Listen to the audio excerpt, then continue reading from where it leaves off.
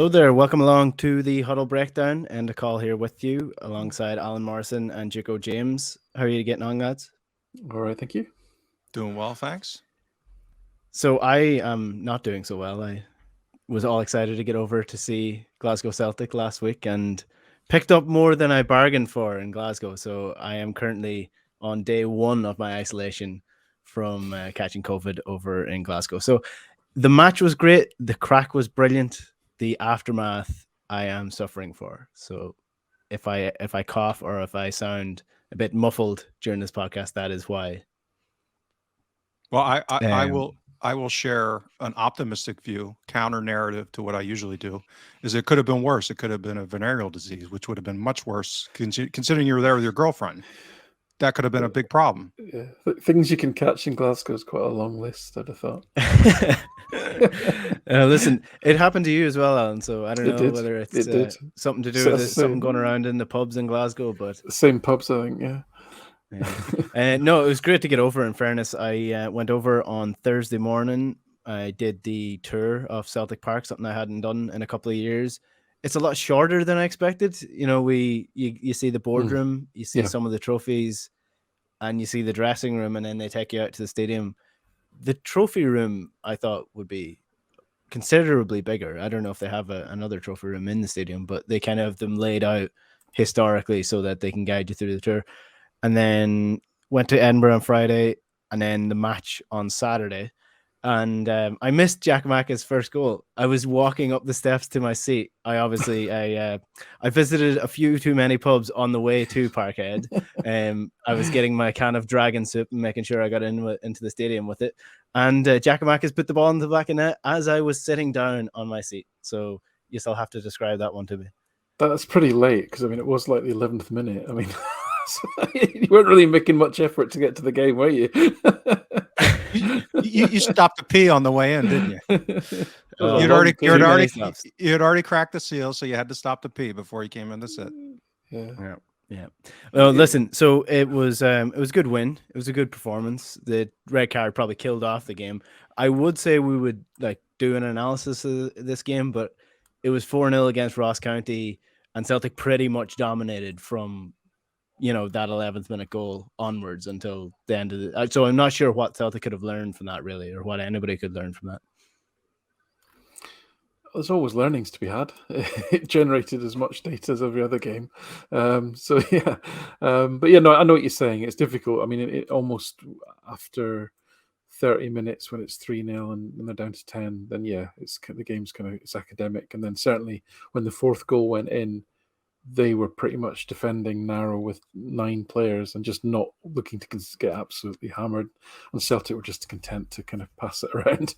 So you're right. It was at best it was a 60-minute game once the hat trick went in. But in terms of learnings, you're right. There wasn't a huge amount, but Giacomakis, what's not to love? I mean, that I loved the way he timed his jump and his run and jump for that first goal. That was exquisite timing, because it's quite unexpected to score a header from that kind of position, really, especially when they've got 3 big centre backs or 3 defenders all lined up along the back as many teams do. So that aspect I thought was really good.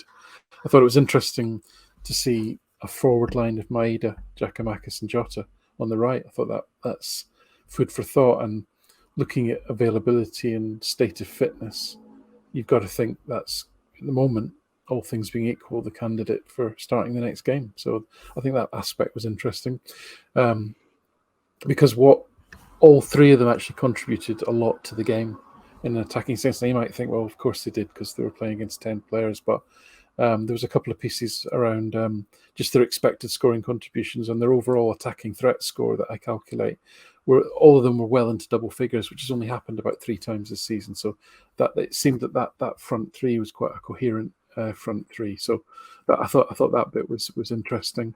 And then the bit I think you did with Ross on on Taylor's kind of more aggressive deep passing, I thought that was another interesting aspect that was worth considering as well. So a few snippets of interest. A few bits. I wasn't at the game with a few of my friends, but a few of my friends who aren't actually Celtic fans were at this game as well. They just went over for the weekend. And I always find that interesting when you talk to someone who's not invested in the team for the whole season, what they sort of see on the pitch. And what I got from one of the guys was Jota is an absolute baller. Maeda doesn't stop running but couldn't kick snow off a rope, and what Matt O'Reilly was above everyone else in terms of his footballing ability. So that was the three outcomes that my friend who hasn't watched Celtic all year has taken. So it was quite interesting to get that point of view as well. James, any thoughts on the Ross County game before we move on to the questions that we got people to send in? Yeah, the only we have one relative benchmark game for the season, which was the St. Mirren. Kind of a parallel game, dominant home, kind of a bottom six type of team that had an early red card. And, to put it into perspective, how that first game could have been like a 10-0 kind of game. The XG output, particularly from open play in that game, was double what we saw this past weekend. So, these are the kind of games that are fun to watch. But I think the consensus is I don't think there's a ton to take away from it when you have a team that's already kind of likely to be dominated, go a man down early. It's shooting fish in a barrel to a degree. So probably wouldn't extrapolate it too far. Right. So before the show earlier on today, we asked you on the Twitter account to send in a few questions. So obviously it's international week, so we don't have a game to look forward to, we kind of just did our analysis of the game past. So what we did was we asked you to send in a few questions. You sent them in, and we'll try to do our best to get to as many as we can before the end of the show. We'll start with two questions that are quite similar, but we'll start with this one that was sent in from Baz. He's asking for the best midfield combination for Ibrox. Not convinced that Hatate is in great form. Not convinced Beaton should be considered as an alternative. So midfield setup going into the game at Ibrox, it'll be very interesting. Obviously, Hatate had a whirlwind performance against Rangers in the previous fixture. Hasn't hit the heights since that, you could argue. Maybe a little bit more settled now, and might be even more settled into the team once it gets this break and gets to train under Ange for a couple of weeks before this game. So, Alan, do you want to kick us off the midfield combination for this game? Rogic potentially not available, so that means that Turnbull, who should be available for this game, could be an option to come in instead of him. So, what do you reckon here? Yeah, so I think the approach is going to be positive in the sense of I'm discounting the option that we're going to put in a really defensive midfielder like a Bitton or a McCarthy. I just don't think, unless injuries intervene, I just don't think that's going to happen. There's nothing that I've seen or heard from Postecoglou that suggests other than that we're going to go and try and win that game and play as aggressively and as in an attacking manner as we can. So that's the first thing. So I'm immediately assuming that McGregor will play as the 6. Okay, so that really leaves it as to who will the two number 8s be. And now that Hatate and O'Reilly have passed the 900-minute mark, there is a little article coming out on Celtic by Numbers later today, which looks at this very topic in a bit more detail than probably what we'll cover today. But yeah, I looked at basically the 4 players: Turnbull, Hatate, O'Reilly, and Rogic, because they're your 4 candidates, really, realistically, for playing that number 8 position. But I think irrespective of if you looked at their merits or otherwise in isolation, I think there's some contextual things going on that we just need to be cognizant of. Like you said, we don't know if Rogic is going to be fit, so that's the first thing. Turnbull hasn't played more than, what was it, 14 minutes against Ross County, so you've got to think it's unlikely that he's going to start the game, okay? Which means it's probably going to come down to a combination of Rogic, O'Reilly, and Hatate. Now, we've seen that Rogic and O'Reilly could be problematic. So actually, I think the team that started against Ross County would be the strong favourite to start that next game as well. And I think that was deliberate, to get that continuity. So for me, Postecoglou would start with Rogic and Hatate, all things being equal. I'm not saying that's the optimum or the best combination, but I think that's what he wants to do. If Rogic isn't fit, I think he'll put O'Reilly in. Now, as I say, this is all based on the current context of everyone's situation. If you read the article later, I'll go into a lot more detail about the defensive capabilities of each of them, their pressing capabilities, their ball progression, their creativity, and their open, their goal threat as well. And that's quite interesting in terms of what it shows. I mean, essentially, long story short, your pal's a very good judge of a player, right? Matt O'Reilly's contribution is just exceptional. The only area in which he actually lags quite badly behind is on goal scoring. He really hasn't shown a lot of goal threat basically in games. His XG is pretty low, and obviously his goals scored is pretty low as well. So, but if you look at his defensive, his pressing, his creativity, his ball progression, his creativity outside of set plays, which is where Turnbull excels, he would be actually leading on all those categories. So to me, he'd be the first name on the team sheet, but I think it'll be Rogic and Hatate that actually start the game. Yeah, bar those few minutes against Ross County, I don't think Matt O'Reilly and Turnbull have played together, have they? No, Turnbull has been out since before they joined. Yeah. So it's an interesting thesis of what they could potentially produce on the pitch, but straight away it doesn't scream out legs. So again, I'd probably agree with you, James. Would you go along with Alan? Yeah, my preference would be O'Reilly over Rogic. Just that little bit of maybe a smidge more in athleticism. I think so. If we look at, obviously that would be the same starting three from the last derby. So McGregor at the 6 and Hatate and O'Reilly. I think, it's difficult to talk about this without discussing what Rangers are possibly going to do. And I think we're going to see something very different from them. So they played kind of I joked coming out of it that they, kind of had done a Frankenstein. And they kind of had elements of the Gerrard system, but half-assed it, and it just all kind of came across pretty pathetic. But so we're not going to see the midfield that they played that day. They had Kamara as a 6, and then they were flanked by, I think it was Aribo and Arfield, maybe. I'd have to check, but so there's no way that's happening. With who they have available, they've been playing 4-2-3-1 more so against Red Star. They played Kamara as a 10 actually, with Jack and Lundstrom behind him. So I think we're going to see, and minimally we're going to see 4 different starters for them than what we saw in the last derby, possibly 5, depending if Kamara plays. So I think it's going to be a completely different game, obviously, because it's also at Ibrox. So having said that, I don't think we have a lot of great options given where Turnbull's in his recovery, the risk now that maybe Rogic may not be 100% fit. So I think we're probably going to go with the obvious, with the big question whether or not Rogic is in time for O'Reilly. And I think that's probably our best option at this point. But that makes me a bit nervous. So, but go ahead. Mm-hmm. Yeah, we shall see. The next question comes in from GR, which is alongside this question about Celtic's starting lineup against Rangers. He asks, after analysing the previous derby, what will be the most decisive factors in our team's setup / performance at Ibrox, which can get us a result? If Kyogo is fit, does he start ahead of Giakoumakis?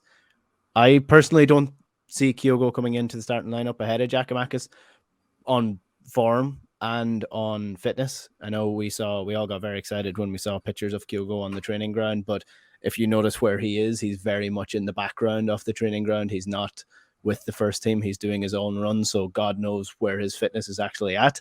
And I think it would be incredibly unfair on Giakoumakis as well at this point, having scored a hat-trick last week and having been the main goal scorer for Celtic, to just drop him for the biggest game of the season. So all that aside, James, do you want to kick us off here in terms of the rest of the question?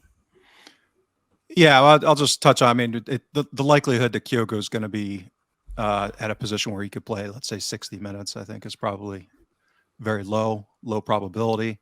Having said that, in a alternate universe where he was fully fit, I don't, for me, it's not even a close decision. I think he would be the one that I'd want to start, and we can talk about that if you guys want. But I think so again, I think it's going to be a completely different game. The element of play that I think that they're going to try and push us on is, I think they will press us more this game. I think they're going to be aggressive in trying to force our back five, our defensive line and keeper to play out from the back. I think that's the obvious tactic for them. I was shocked that they didn't do it in the last matchup. And that's where we're going to have to play well. We're going to have to play well at playing out from the back and not having any kind of big mistakes. And outside of that, it's going to be transitions, like we've talked about all season.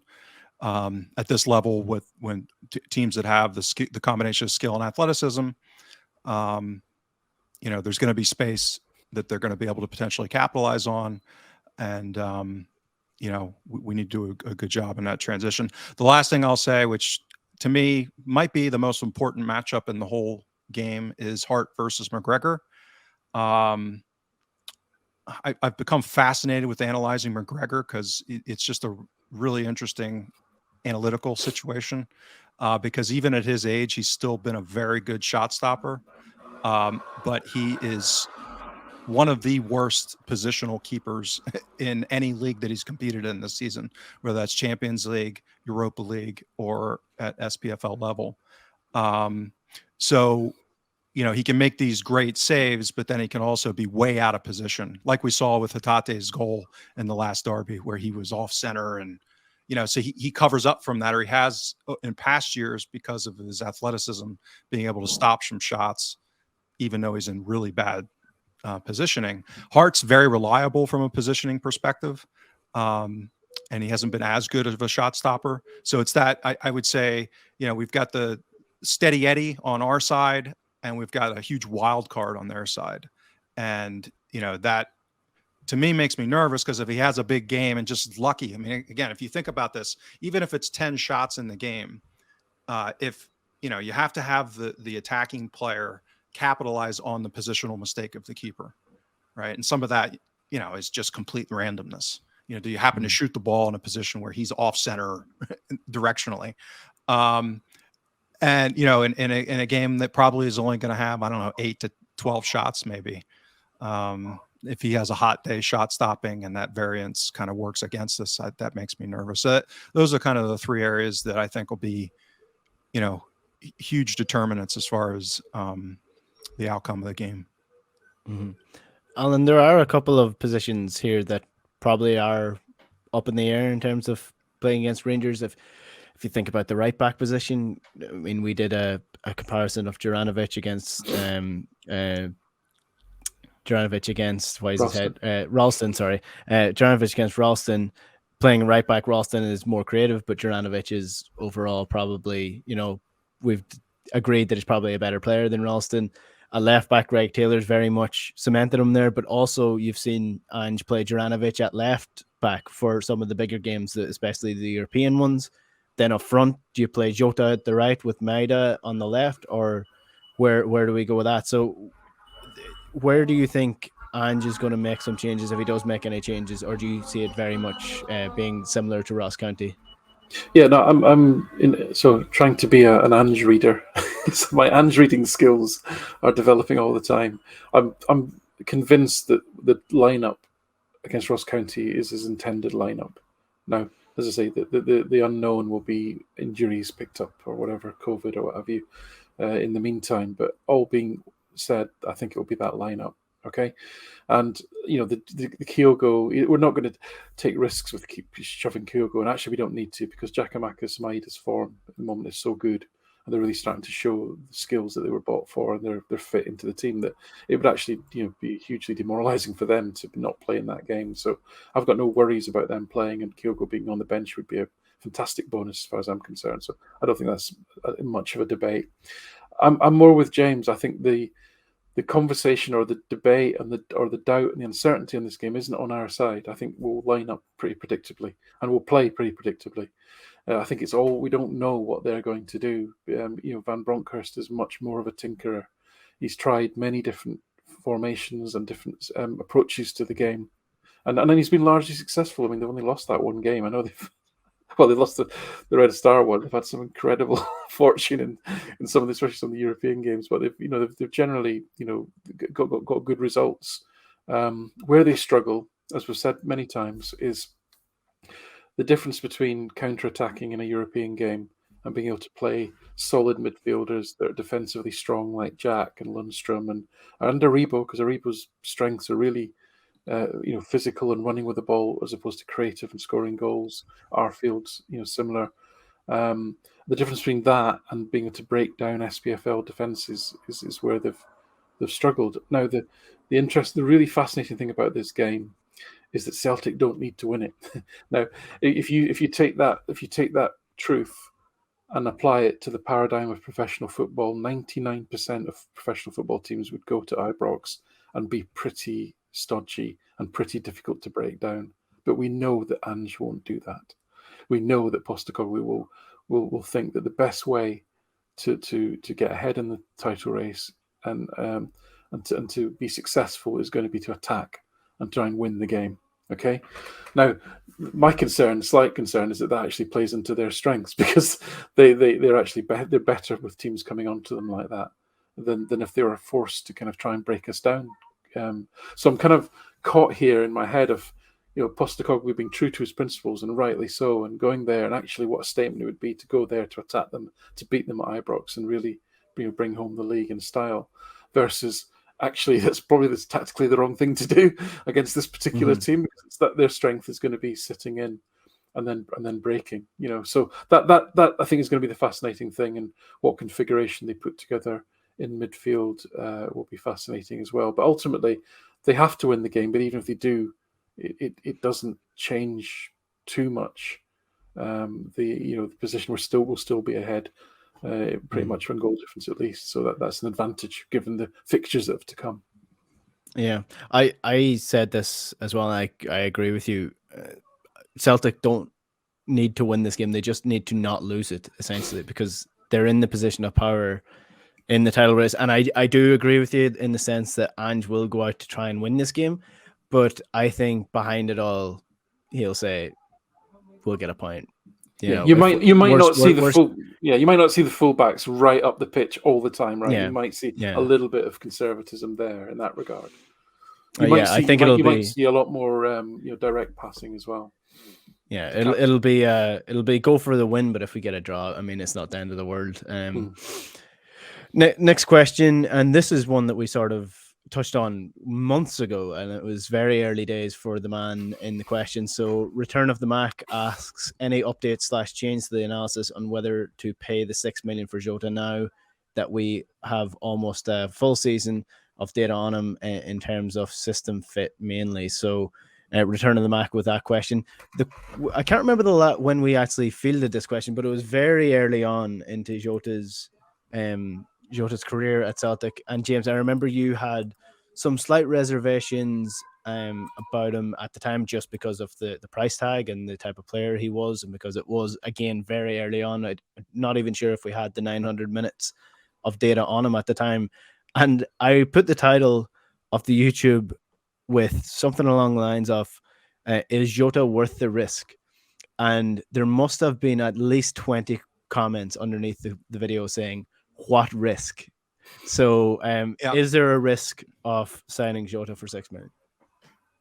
Financially, no.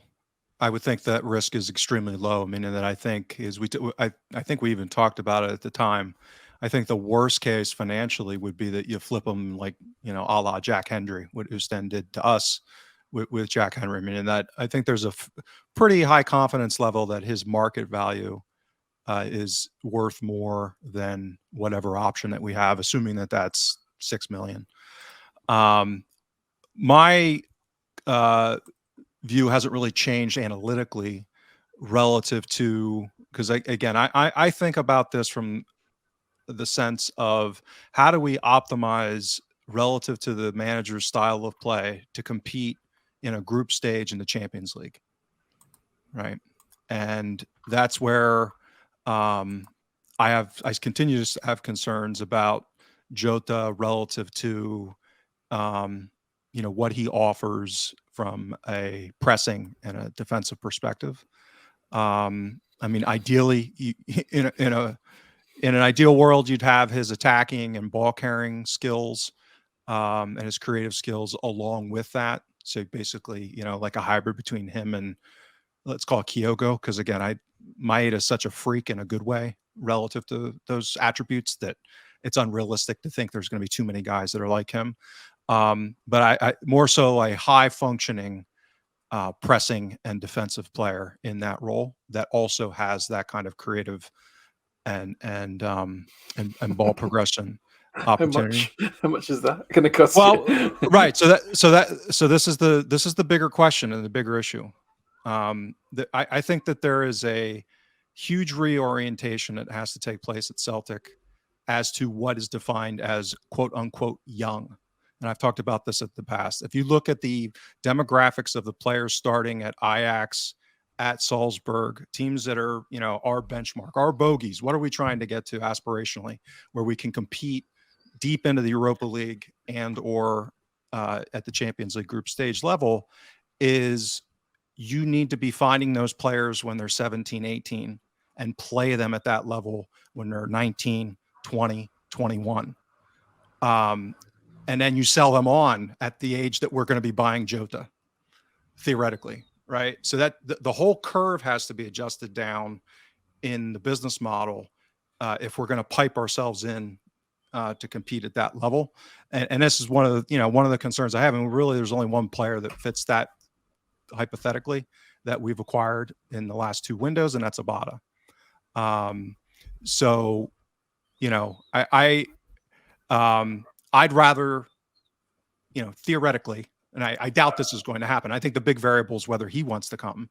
That'll probably end up being the big one, and whether or not we qualify for the Champions League might be the main variable on that. But I'd rather take the 6 million, turn around and flip them for 10 or 12 million, and then buy two versions of him that are 18, right? And pay 4 or 5 million for that quality and level of player that's going to be optimized for Ange's system. I think that's the, how you build a pathway over time to optimize the roster to be able to play at the level that we want to. And again, none of this has any. Am I going to be upset if we sign Jota? Of course not.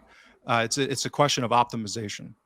And in order to compete at that level with the resources that we have, you have to do optimization. Getting away with spending some of your biggest transfer bucks on things that aren't optimized, I think is not a successful formula to compete, kind of punch above our weight kind of thing.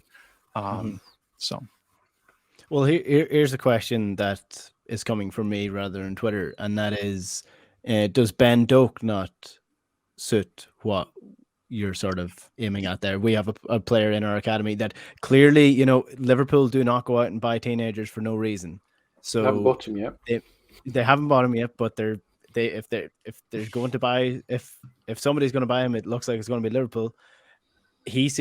Liverpool play a similar brand to what Ange Postecoglou plays, with high pressing and forwards with good pace but good creativity as well. So, I mean, would it be silly to let him go for what Celtic will let him go for? Because let's face it, we're underselling our products in Scotland for so many years now that it's impractical for us to think that we're going to get 15 million for Ben Doak right now. Well, and so this comes back to all of the things that Ange can't fix as one person. So it's putting together the organizational structure. The fact that, look at how we've put our players out on loan in the last few years how productive have our loan spells been for players? I mean, you can always pick out the one or two that worked out okay, like McGregor, like Ayer, but generally speaking, the vast number of players that we've acquired, put out on loan, how many of them, what's our hit rate, so to speak? And how much has that been players that have gone out to teams that are going to play in a style that's consistent with the club, assuming that the club had a consistent style, which we didn't, right? So you see the coherence there has been lacking. So if you think about the players like Morrison that we lost to Bayern Munich, if we lose Doak to Liverpool, I mean, you're talking about a completely different planet as far as organizational quality. And you can imagine these players going in to those environments and being sold on what their opportunity is going to those clubs. And it's the difference between going to a Lamborghini dealer and going to, a Toyota dealer. It's just a different level. And we need to improve those types of things in order to offer, right now, basically the thing I'm guessing they're probably going to throw at them is, next year you'll start playing on the first team and get that potential access to compete at a first team level. But again, that's one guy you're trying, this is not an organizational thing. And for us to be able to systematize this, even when Ange is gone eventually, because he'd probably play a huge role in if we somehow keep him. Again, it's got to be built so that we have a pathway for these people, a development system that's more competitive. And for everything I've read and heard, and not only about the players that we have lost, which has been the vast majority of our top young prospects in the last 4 or 5 years, again, we're just not competing relative to the clubs that we're supposedly in the echelon with. Mm-hmm. A lot of this has me circulating about Ange's interview with the Optus Sport. I'm not sure if you have heard the whole thing, but there's a lot about systems and about hierarchy and things out of his control when he was at Australia and how much that broke his heart. So be interesting to see what happens in the future with Celtic if this does continue. Alan, do you want to finish off with the Jota question before we move on? Yeah, I mean, I think. Listen, you can't have a team of Jotas and neither can you have a team of Maedas, right? A team takes all sorts, right? So I thought it was really interesting the lineup, as I mentioned earlier, against Ross County with Jota and Maeda and Giakoumakis as a front three, because to me that was a really nice mix of pressing ability, of creativity, and of goal threat. You had two players that were constantly looking to get in behind or constantly available for either near post or back post runs. You have an extreme volume creator in Jota, as supplemented by two number 8s. So I thought it was a really nice balance and maybe a glimpse into how someone like Jota could be accommodated while still having quite aggressive pressing forwards as well, right? So, a couple of things. Just looking at Jota's numbers is Jota's overall scoring, expected scoring contribution, and actual scoring contribution are on the same level as peak James Forrest, and Jota's 22, and peak James Forrest. We're looking at the sort of 1920 season when he was 28. Okay, and so that's good, right? Actually, Abada's numbers are slightly better, and to James's points, people massively undervalue Abada's performance this season. I mean, yes, he's got a lot of rough edges, and no, he doesn't look as good as Jota does in terms of looks and hair, but also in quite a literal sense. But just in terms of his style, but also his involvement. I mean, Abada's a player who gets involved in moments throughout a game, whereas Jota tends to be constantly involved in the game, and that catches people's eye.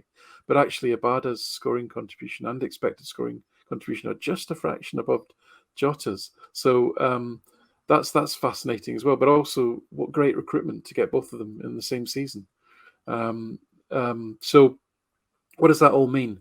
I mean, to me, even at 22. I mean, we're almost going back 6 years in terms of when the model that you were looking for, which, as James rightly said, these days have gone now, was you were looking for the 21, 22-year-old that had got around about 70, 80 games under the belt for a team that probably wasn't that glamorous in a league that maybe wasn't a top 5 league. I'm thinking of Virgil van Dijk here in my head, or a Wanyama, yeah, and then you pluck them out of those leagues for a small amount, relatively small amount of money, a few million, and then in 3 or 4 years they become great players.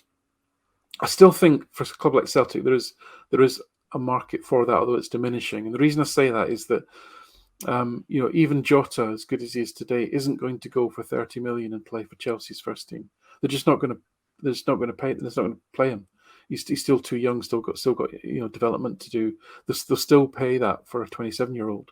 So I still think Celtic have got room to grow a few players that are in their early 20s. I do take James's point, and I do agree with it. But I think it's that whole issue of what you do with teenagers is a much wider debate beyond Celtic's ability. There's no pathway in Scotland. That's the problem. That's not a Celtic issue. That's a Scottish football issue.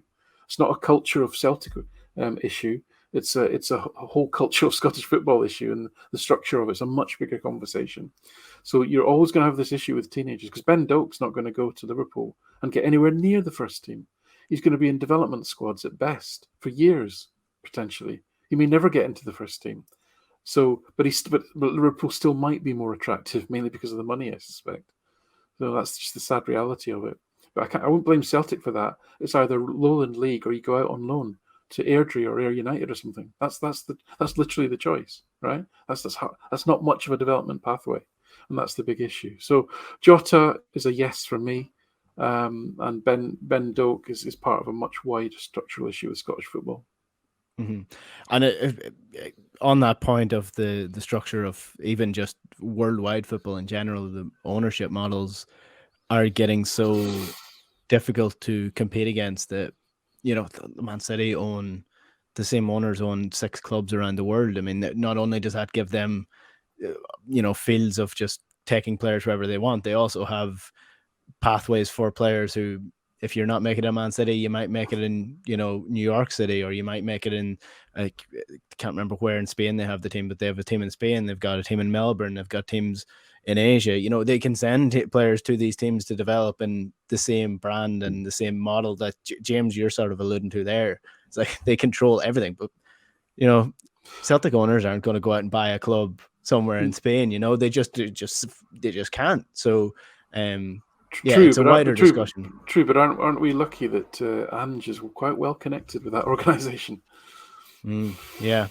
So I mean, that's a bigger conversation than Celtic is. So we'll move on to a Celtic only one, and this one comes in from Peter Lacey, who asks, "Are we getting better at defending set pieces?" So this is a big Celtic discussion over the last, since I've been a Celtic fan, except for maybe the Martin O'Neill period, although I can't remember whether we were any good at that point or not in defending set pieces. I'm imagining with Majalbi and Baldy, then we were pretty decent at defending set pieces. Yeah, with that height, yeah, just a bit.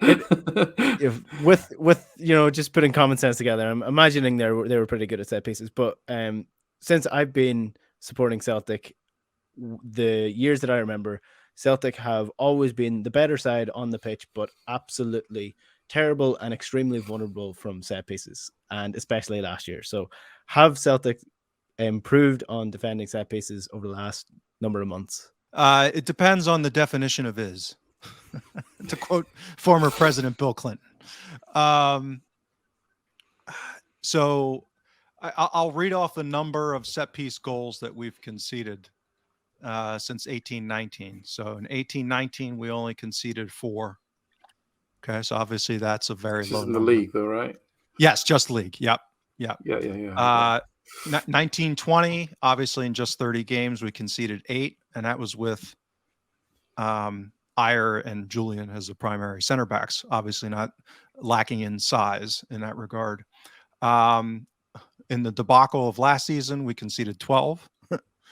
And this season so far, we're already at 10. Now, having said that, from an XG perspective, just from set play, we're much better this season about 15% better than we were last season. So we're still not as good as we were in 18-19 or 19-20.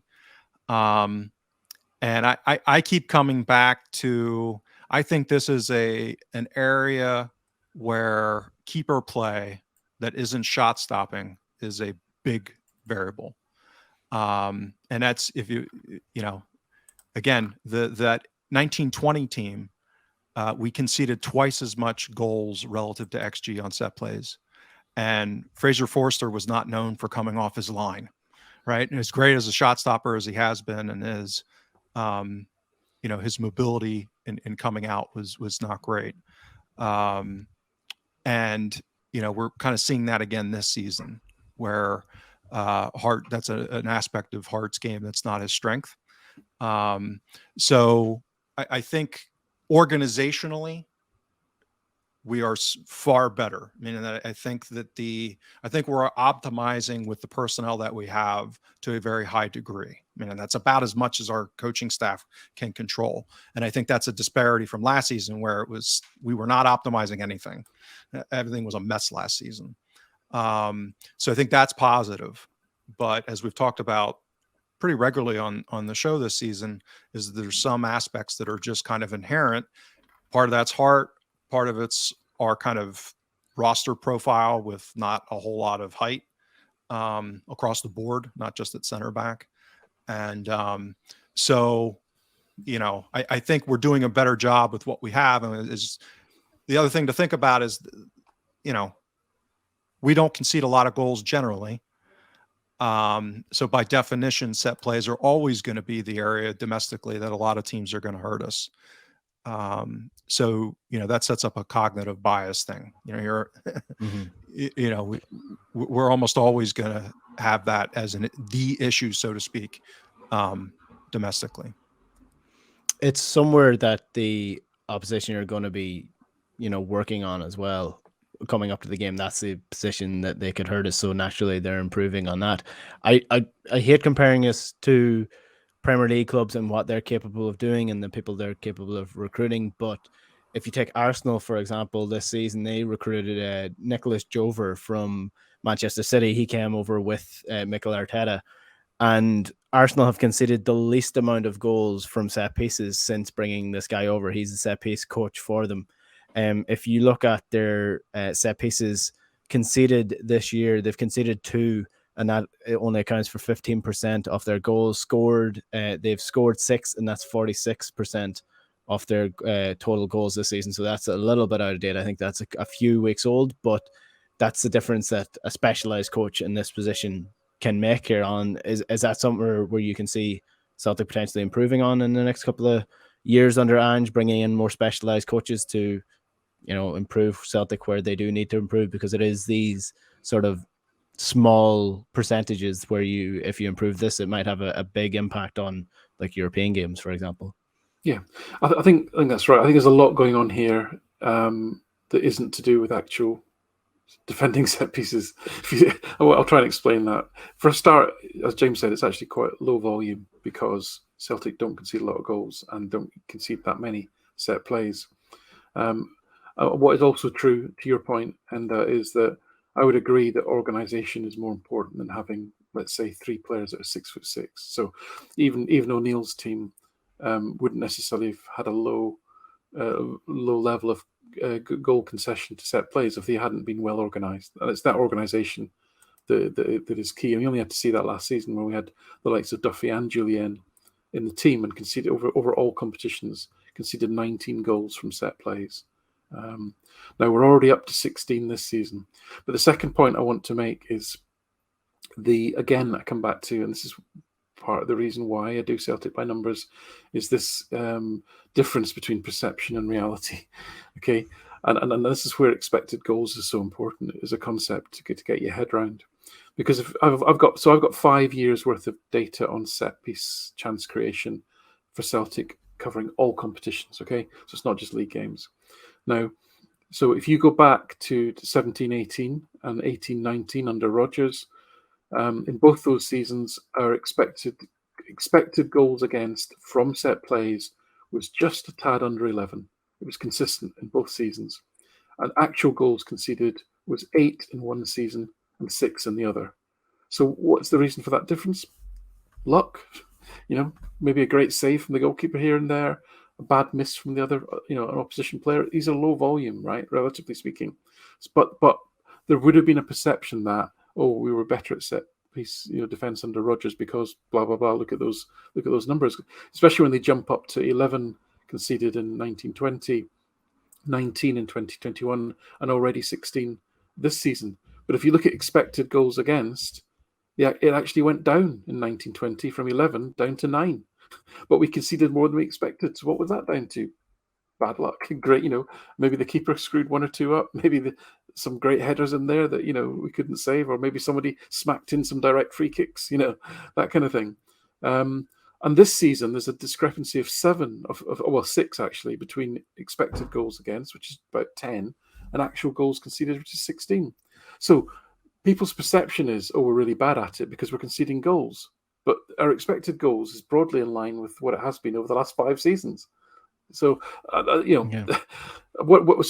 looked at as well is, to answer the question even more directly, is how are we doing this season? Are we improving under Postecoglou? Because he can only impact what's happening on the pitch. And actually, if you look at that picture, I looked at all of the expected goals from set plays across each match over the season and just looked at how it's trending. And the good news is it is trending slightly down, as in it looks like our XG against from set plays is going down. There were a few spikes in that. Livingston away will always cause your data to spike in that regard.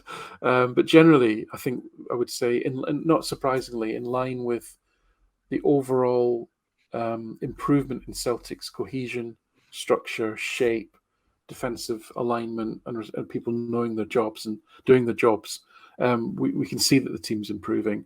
And set pieces is another facet of that.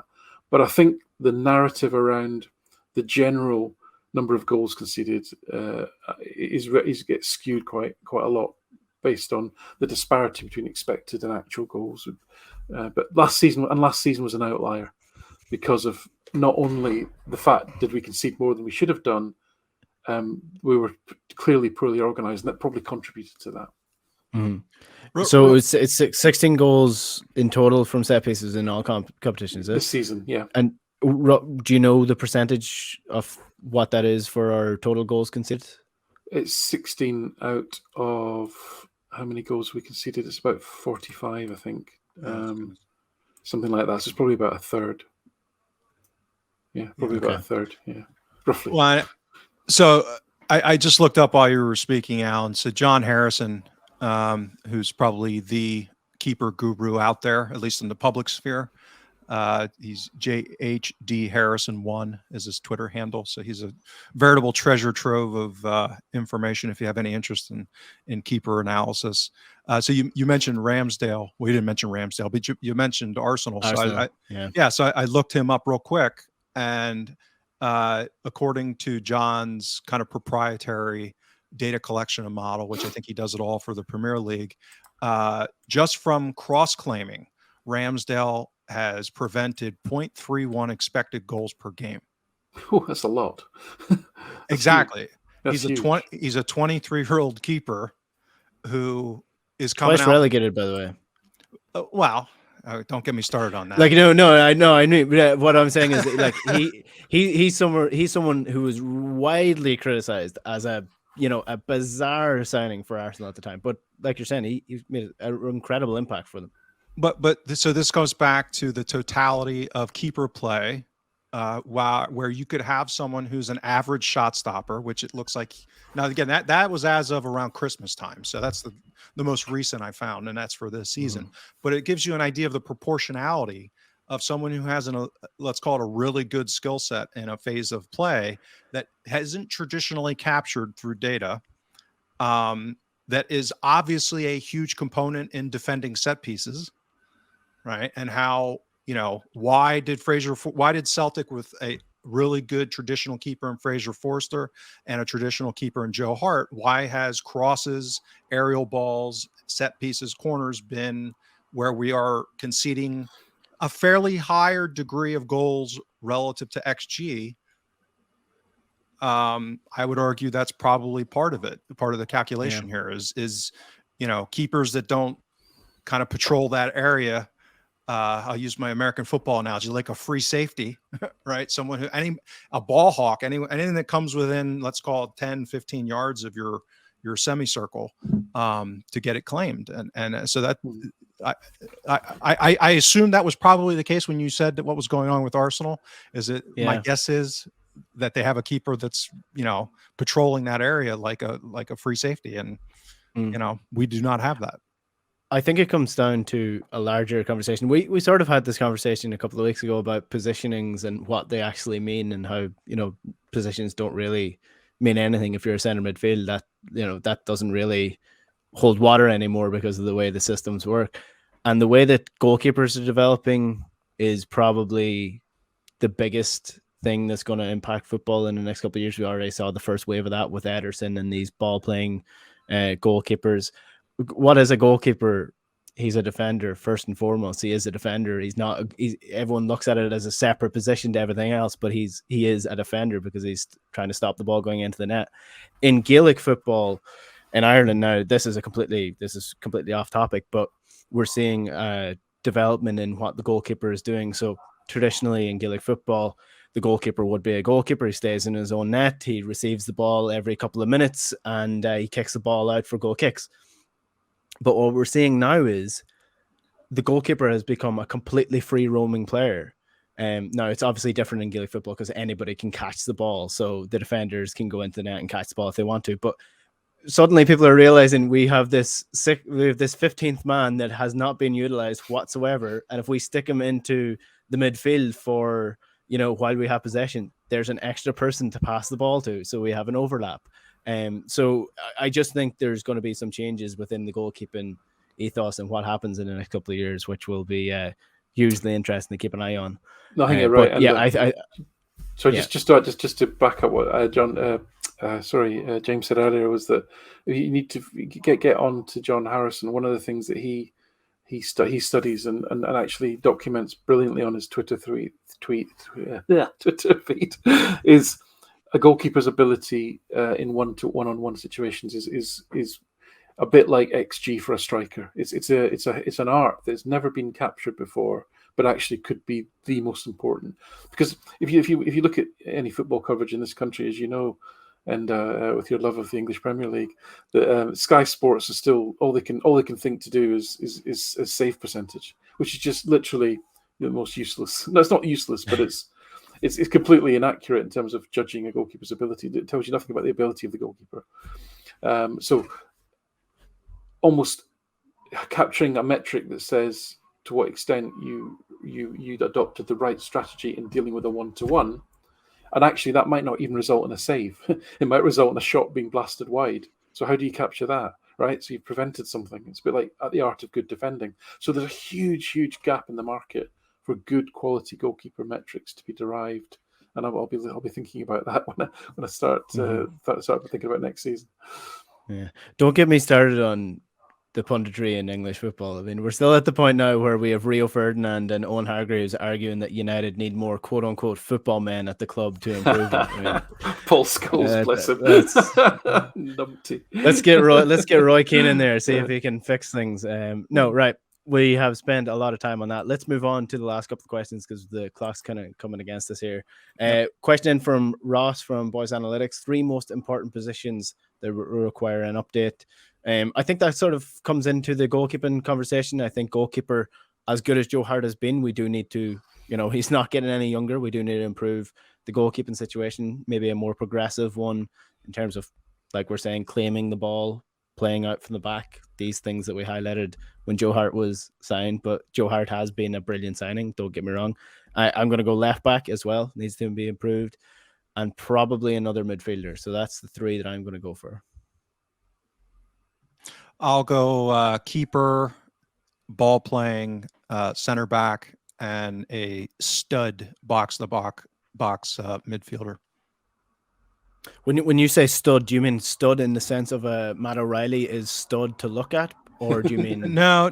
I'm talking elite level athleticism, meaning that lightning speed, size, kind of a European level size, but also has, the a level of technical proficiency, meaning that I'd almost rather weight that athletic piece, that battering ram piece, a little bit more important if they're not the top level of technical skill. Because again, back to Alan's point relative to Jota, is that it's how these pieces fit together. And I don't think whether it's Hatate, whether it's O'Reilly, whether it's Turnbull, whether it's Rogic, we've got the skill and the creativity part of this puzzle in midfield pretty much covered to almost excess. What we don't have is that kind of elite box to box guy who's going to go in there and just, be a battering ram. And I don't mean that in a fouling perspective. I just mean that pure athleticism to create chaos in midfield, whether it's like a Wanyama type. Closer to a Wanyama. Yeah. Although I don't think he was quite used the same way as I would envision it in Ange's system. But so that would be, those would be the three for me. Alan? Yeah, no, I can't disagree or be just for the sake of controversy, really. I mean, a left back that has got his speed, technical ability, and athleticism of Juranovic on the right would be an absolute must for me. A centre back that is very similar in ability to Carter Vickers would be an absolute must as well. And I agree. We've got a lot of creativity in the 8th position. We don't have enough speed and athleticism. I completely agree with that. The only other one that you'd throw in is if Jota doesn't sign, then definitely on the right wing we need somebody there as well. So yeah, I think, and I think that it's nice. It's actually good that we can all agree on that. It suggests that if we'd asked this question at this time last season, we'd be going, well, what do you mean 3? We need 14. It's like a nightmare conversation. But the fact is that we're actually already 2 windows in. We're settling in on some quite specific and a unified view of what those areas are. I think is really good news, actually. And honestly, I think if you ask, 10 Celtic fans what position Celtic need to improve on, 9 out of 10 would probably give you those positions as well. I don't think it's a blatantly obvious one, but I mean, it's progress. Give us I think it's progress. if we want to sign a Virgil van Dijk at centre back, then go for it. I'm happy to go for that as well. Finish off with this one, Alan. I know you like this one. Statistically, is McGregor better with or without the mask? So we're getting close enough to the point where we have enough data for this. So, I'll have to look do you have up. the data? McGregor pre-mask versus McGregor post-mask? Go on, James. You go first. Well, I'll have a look at some. I'll see if I can actually have a go at empirically answering that question. Yeah. What I can say while Alan's doing that, I don't have his data specifically with that demarcation, but generally speaking, the team over those periods, and this is part of my growing nervousness as we head into next week's game and really the huge games coming up next month, is we've been talking a lot the last few weeks about how we've finally had some positive variants starting to blow our direction, which has been a welcome development. And as we say, long may it continue. But it has been, I'll call it masking a little bit of some concerning trends in some of the underlying data that I monitor. I'm not going to blame the mask, and I'm sure as heck not going to blame McGregor about that. I think there's a lot more going on. But I thought I'd mention that because, again, I think getting some of these guys back, and particularly Kyogo, to me, I wrote an article about that today, that published today.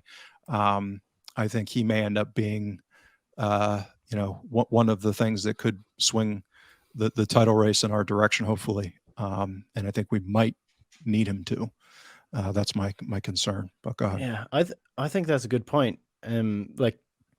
Obviously you'd prefer if Kyogo didn't get injured at all, but if you're going to have him back for a certain period of the season, you want him back for let's just presume that Celtic come out with at least a draw next week against Rangers.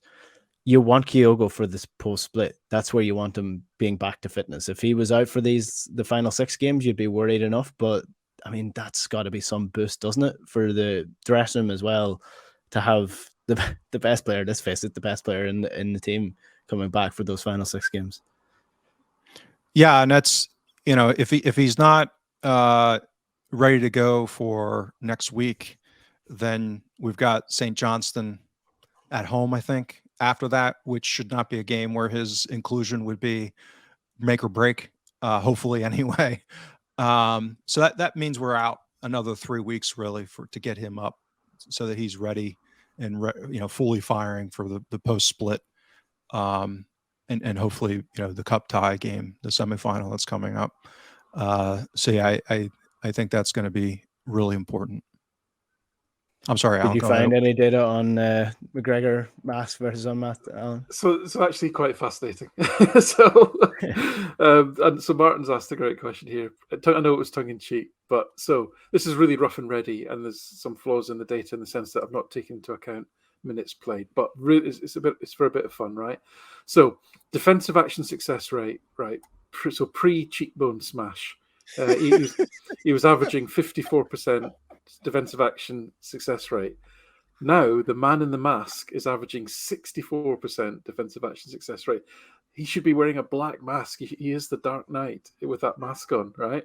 Let's look at his percentage of passes that are pack passes has actually gone down from 19% to 14%. So he's a bit more of a destroyer than what he was before with that mask on.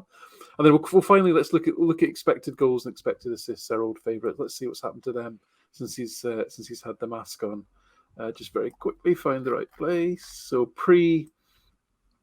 pre-facial reorganization, it was about 0.16 expected assists per game, and that's now gone down to 0.12. And expected goals pre-mask was 0.12, and then post-mask it's jumped up to 0.21. So we're seeing a destroyer here emerge from that mask. Long may the mask continue, I say. He's harder in defence. He's getting more shots away. Brilliant. That's it, John. He got a couple of goals with the mask as well. So you're seeing the results of it. That is all of our questions. We got not quite under the hour, but just over the hour, so not too bad. If you want to ask us any more questions, feel free to send them in to us on Twitter at Huddle Breakdown, and we'll try to get back to them whenever we can. James Allen, anything else you just want to cover before we finish up? Nope. I think we're good. Yep. Big preview show next week. Yep. Yeah. So we obviously did quite a bit of the Rangers game in this podcast, but we will do a more focused one on the game itself next week because obviously we have another week of international football. What a weekend, by the way. Can I just say, what a weekend to get COVID. The first weekend of international football of the year, and there's no sport on except for F1. And I'm sitting here in my house. I can't go anywhere. I mean, God almighty. And the weather's turning nice as well. Exactly. Yeah. Heat wave in Ireland, international weekend, no Celtic matches on. And I'm stuck in the house. The rugby's finished now as well. So. Yeah. Time to become a U.S. college basketball fan. Exactly. Right, lads. Thanks for that. Take care. Thank you.